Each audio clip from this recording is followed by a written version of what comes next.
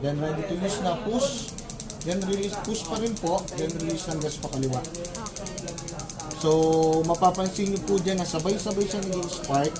Pero, kung ano lang po yung i-release nyo ng gas, yun lang yung aapoy. No worries na madama yung ibang burners. Yun po yung normal na paggamit sa kanya, no?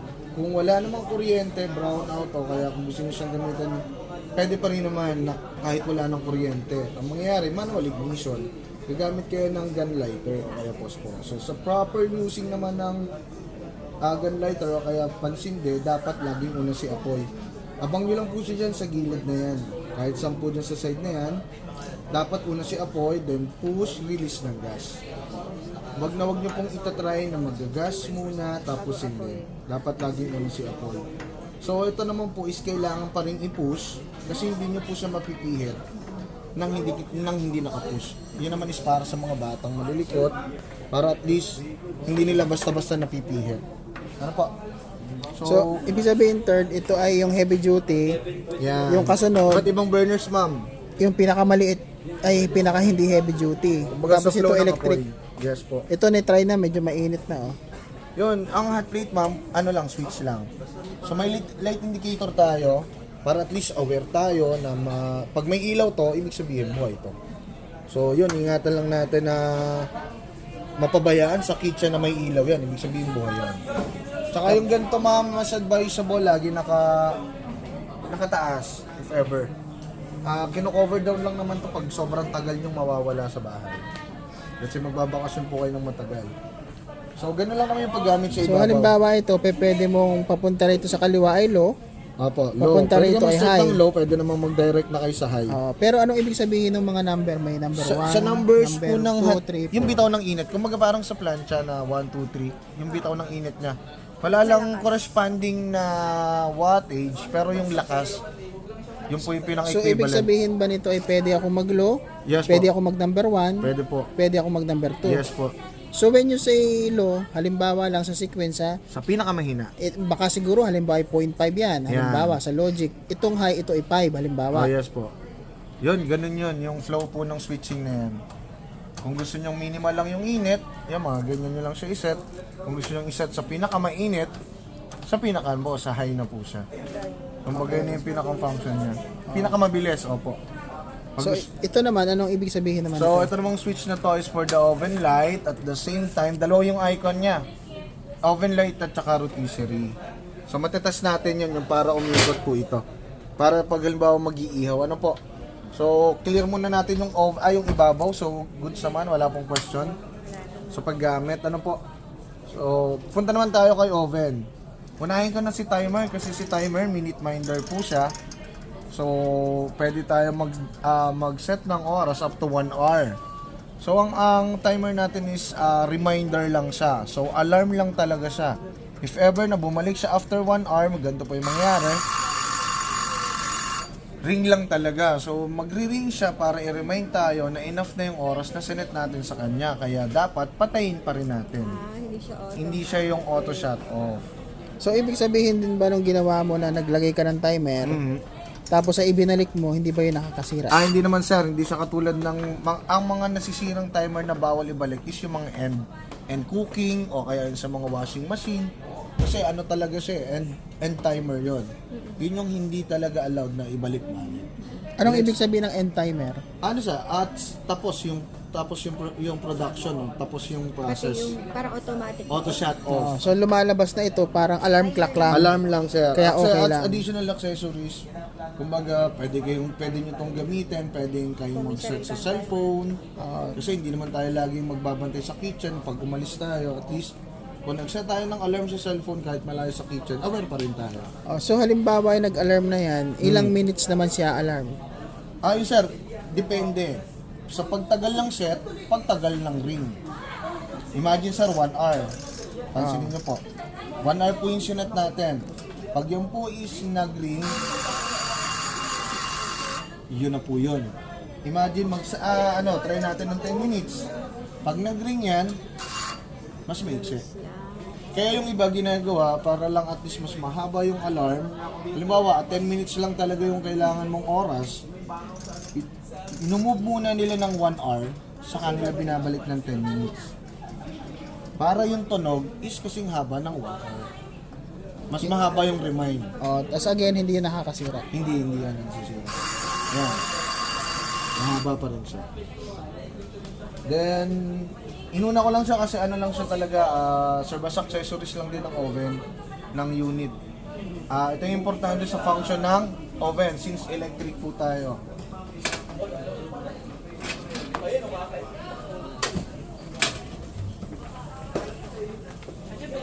Ito yung rotisserie, if ever na gusto nyo mag-ihaw.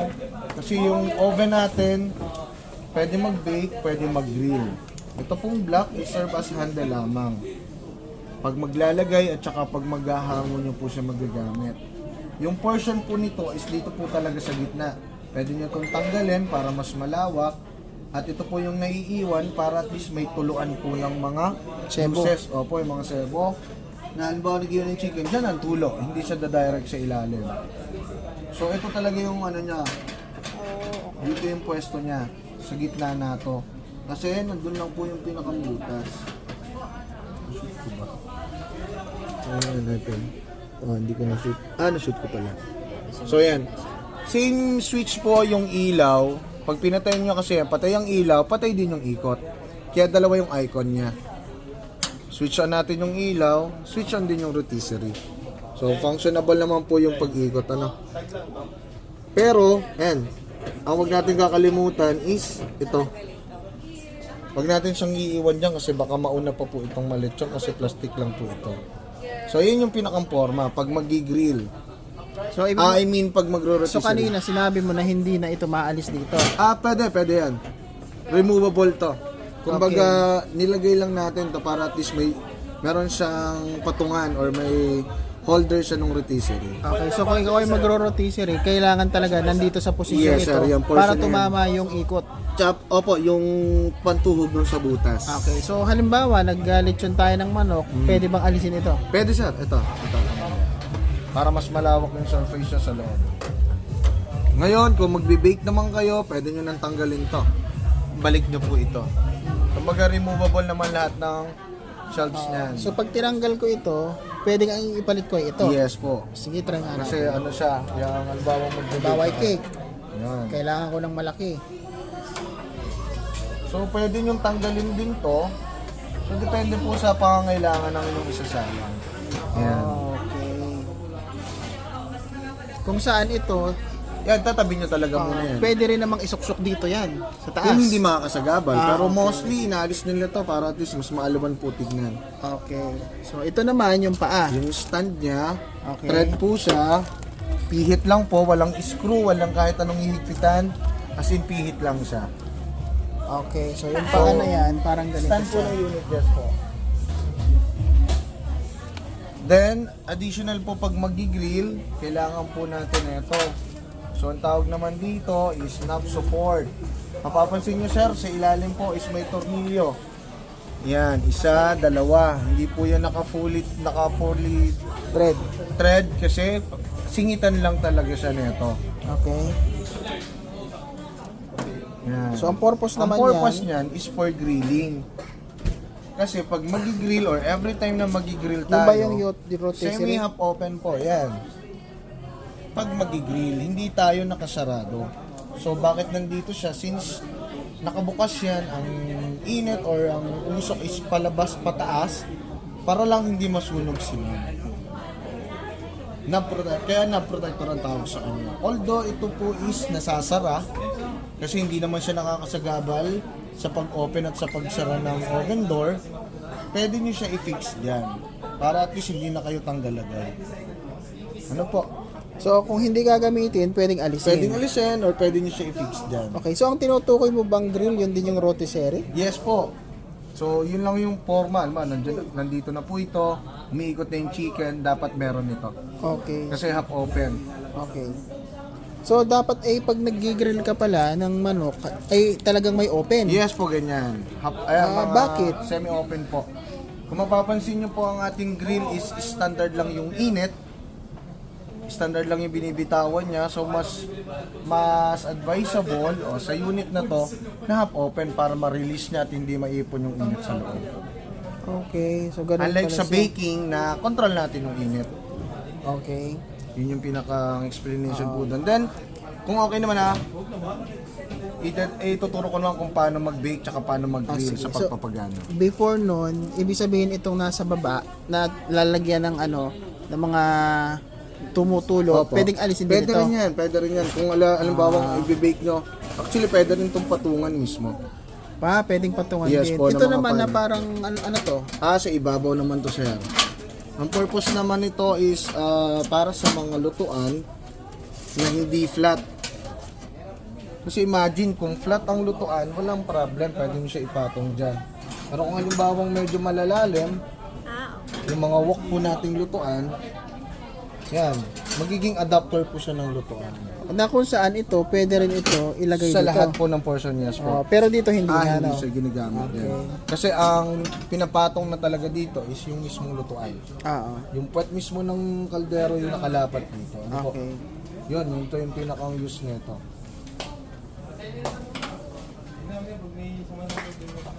At dito naman tayo sa oven kung paano siya gamitin.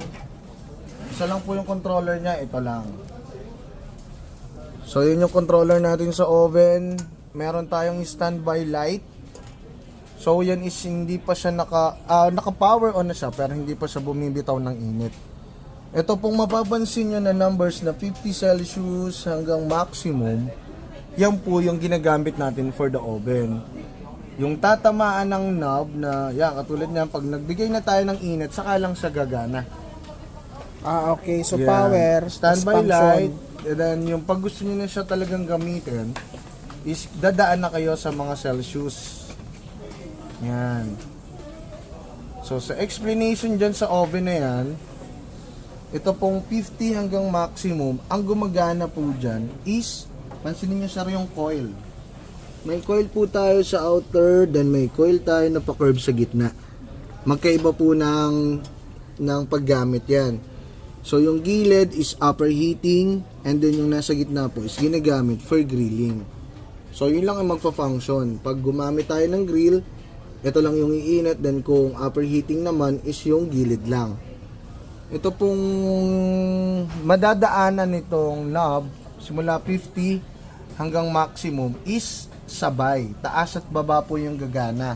Lower heating at the same time yung upper heating itong nasa So, ibig gilid. sabihin meron pa sa ilalim yan. Yes po, may lower heating Pwedeng po makita yan. natin yan sa camera. Yung lower heating. Tanggalin natin ito. Tatanggalin natin yan. Please.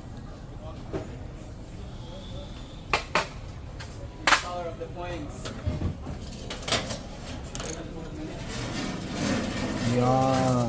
So ito. Yan yung lower heating. Then yung upper heating po is yung nasa gilid.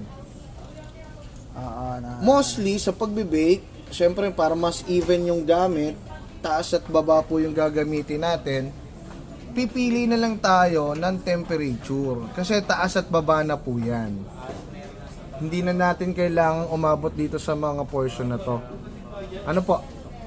So ginagamit lang natin tong mga icon na to. If ever, pansinin niyo po yung icon, meron tayong shade na black sa baba, merong shade na black sa taas, then yung grill. Yun, saka lang po natin siya gagamitin pagka yun ang gagawin natin. Let's say, ilalim lang. Let's say, ibabaw lang. Saka nyo po siya ipupunta doon sa icon na yun. Pero, pag pinunta na, pag ginamit kasi natin siya ng bukod o separate, steady lang yung init niya. Unlike po Which doon, is, kung steady, anong temperature nun? yun sir, gagamit na talaga tayo doon ng mga thermometer ng mga portable. Okay. Unlike po sa up and low na sabay, at least control yung init. Ayan, medyo observe nyo naman po yung bitaw ng coil. Ayan. Mostly yun lang naman halos yung ginagamit, taas at baba sabay. Pero mapapansin nyo po, pwede po siyang dalhin doon. Ayan, hanggang maximum, lower heating, upper heating, and then yung grill. Okay. Pinakasagad na yun. Pero standard lang yung init nila. Ano po? Yan, medyo nainit na kasi siya. Yun yung pinakapaggamit po sa oven. Kung may question pa kayo, pwede po mag-question sa paggamit. Kasi sa warranty niya, ang cover ng warranty is yung mga heating element. Pag hindi nag-function yan, matik, pwede nyo na kami kontakin agad. Sa loob ng ilang taon? 1 year, sir.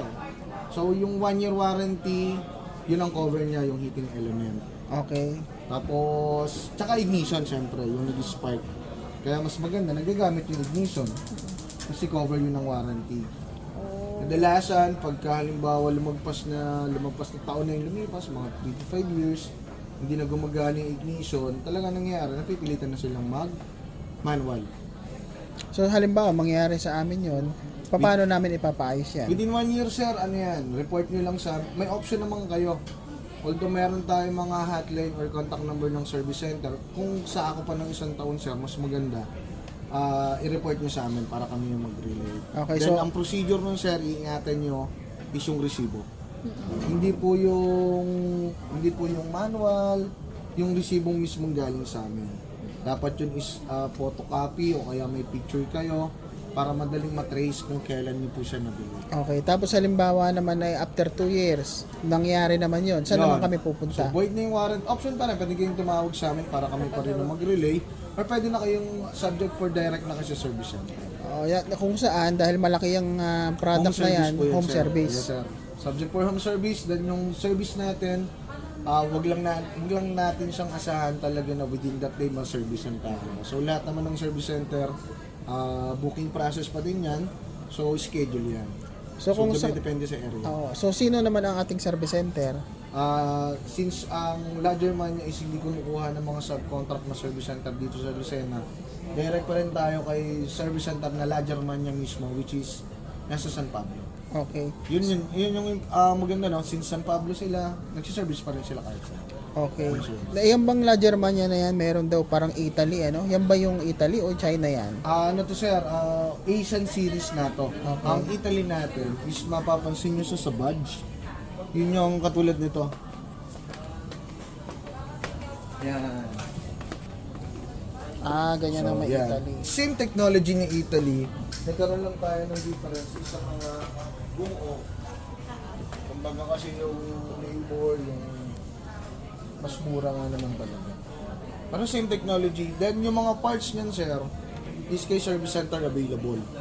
So may mga ibang customer dito, pag bumibili, dito sila naghahanap ng parts, ba't daw wala dito. Unique lang naman talaga ang meron kay SM. Okay. Sa mga parts, service center pa rin po yung dapat natin contact. Okay. So yung ilaw naman yan ba ay LED? Ano bang klaseng ilaw yan? Ano yan, sir? Ano yung pang oven light talaga yan. Mayroon yung siyang heat resistant. So hindi siya cover ng warranty since bumbilya siya. Okay. So available naman yun sa service center. Kung gusto niyo yung mga extra rack additional na mga ganito, kay service center pa din. May option na sila kasi may mga shops sila through online. Shopee and Lazada. So may mga legit silang ano. So paano ito mga ganito? Parang may sira, may ano? Ano to, sir? Ano lang tayo, adhesive siya nitong mga natirang cover na yan. So pwede naman yung matanggal. Mga ano lang yan, sir, adhesive. Okay. Kumbaga sa sticker, yun yung adhesive o kaya sa mga tapes. Pwede ba nating i-try? Na Kukuha tayo tanggalin? ng ano, sir, ng wipe out para mawala yan. Huwag nyo siyang gagamitin sa malinis na area naman. Kasi hindi siya pampakintab. Okay, so wipe out ano po? Wipe out lang yun, sir. Iwa-wipe nga ang dirt. So igaganyan lang siya. Babad nyo lang yun, sir. Bababad lang ano. Yan, bababad lang. Tapos after ilang minutes bago na makita yung results. Yung result, sir, makikita nyo siya after nyo siyang punasan. So hindi naman siya yung talagang kinakain niya yung dirt. Pinalalambot lang niya para pagka enough na yung babad, talagang iwa-wipe mo na lang. Okay, so sa So style less, na yan. less effort yun. So style na yan, ang nangyayari, binababad mo na. Sir, tomorrow po, confirm na po tomorrow. Ayun. Anong oras? Magta-text po sila or tatawag pa rin today sa inyo. Today. Sila po Mga anong mag-inform. oras? Wala pong nababanggit, sir. No time commitment lang po kasi. Pero pag nag-text sir sa inyo, confirm niya na din po. Or may request kayo kung afternoon kayo pupunta. Baka pwedeng mga mga 9 a.m. Try mo. Kasi ako yung atimunan pa. Malayo pa. Ano sir, sila po nakabalik lang po yung brand holder. Naka-lunch po. Pero magte-text or call daw Sige. po sila. Ayan sir. Ito natin yung mga part na yan. Wipe out na siya. Kita mo sir.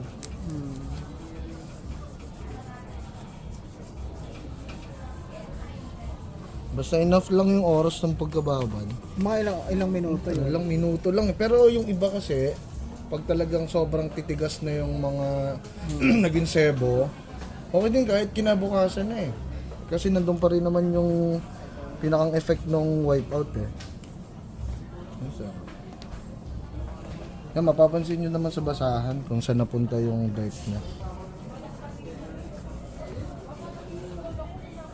Para din siya yung hindi siya malayo dun sa effect ng metal polish.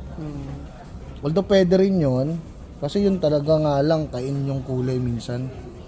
Kung gusto mo namang talagang pakintabin, metal polish Pwede ang ba rin ginagamit. yung wipeout sa mga ganitong Kahit sa plastic pwede yun sir. Okay. Basta babad lang. ito bang tabi nito tinatanggal din? Cover din yan sir, baka kasi isipin niya protection. Oo. Yung iba nagkakamali, hindi na nila inaalis. Kasi minsan ini-insert yan, hindi naman pansin. Hindi nga naman. Kaso nga lang pag nainitan yan o naluto, yun, yung pangit, naluluto yung adhesive, magmamantsa lalo, yun yung mahirap ng tanggalin. So ibig sabihin ito ay stainless. Stainless sir yan. Cover lang yung white na yan. Eh sir, wala na.